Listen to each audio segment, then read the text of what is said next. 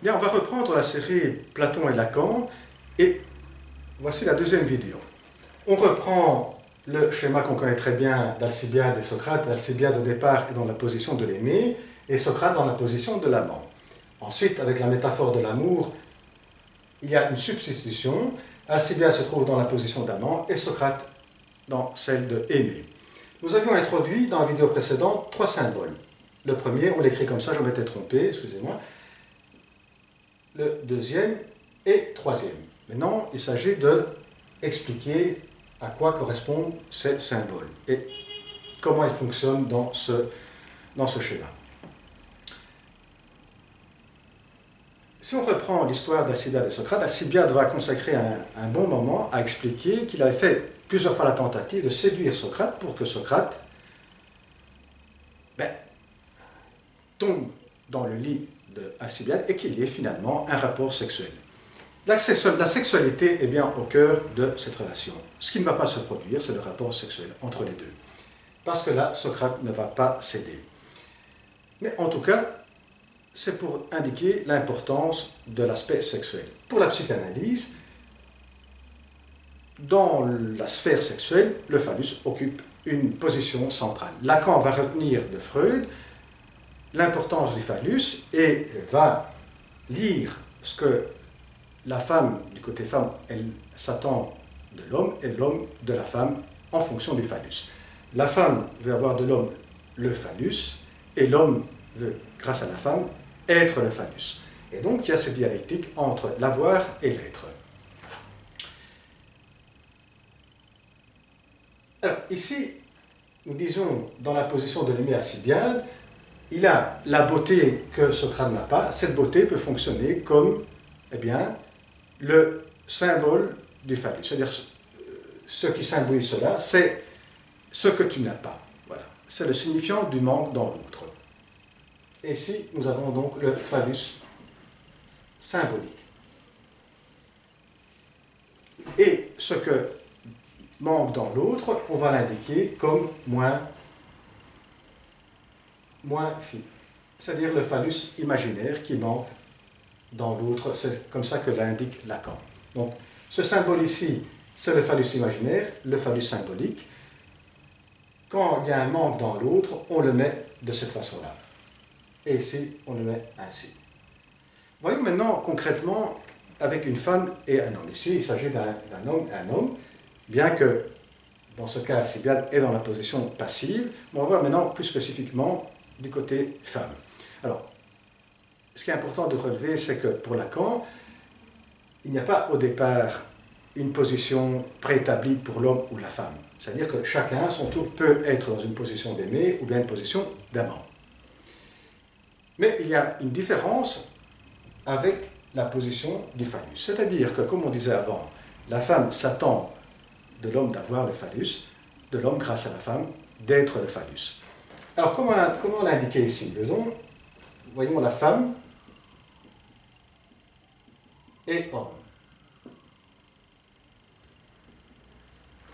La femme, j'ai la beauté, c'est-à-dire que donc j'ai le signifiant qui manque à l'autre. Ici, dans ce rapport avec l'homme,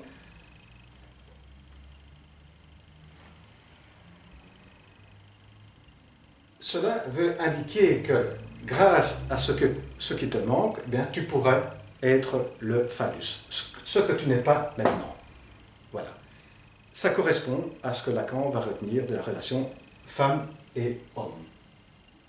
Maintenant, si l'homme est du côté de la position de l'aimé, au départ, parce qu'il peut aussi être dans la position de l'aimé, c'est plutôt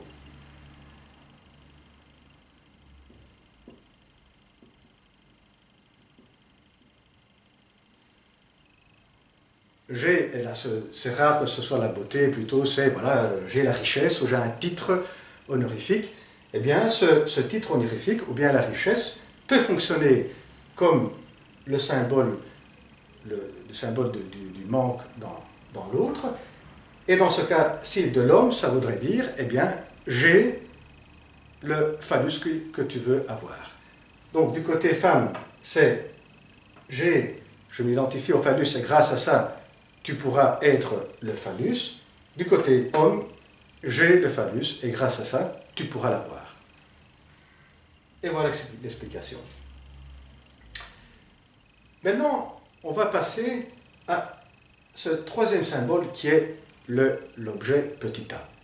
Central pour Lacan pour expliquer ce qui se passe dans ce rapport d'amour et de désir.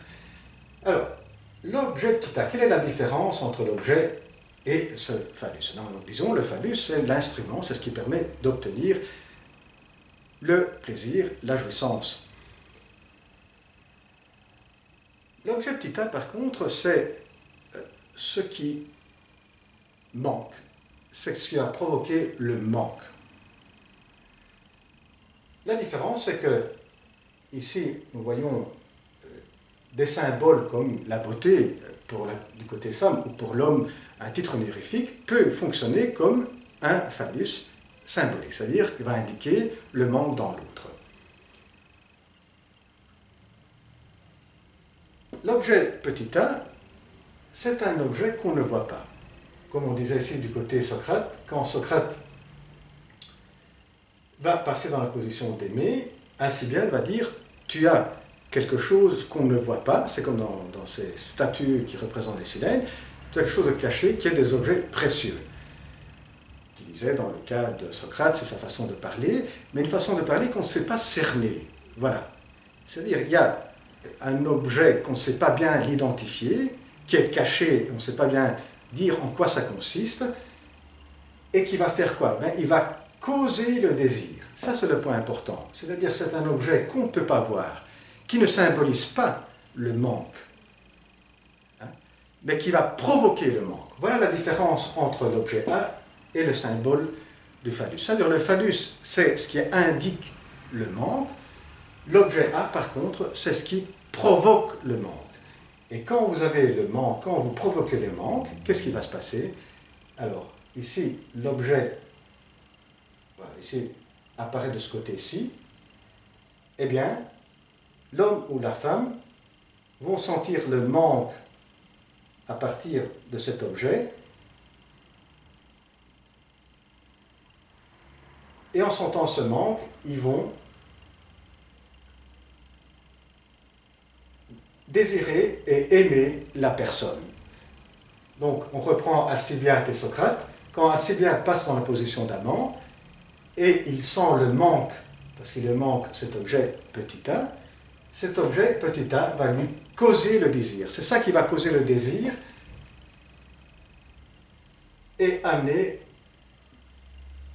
Alcibiade à désirer et aimer Socrate. Voilà l'explication. Et bien à la prochaine vidéo. Au revoir.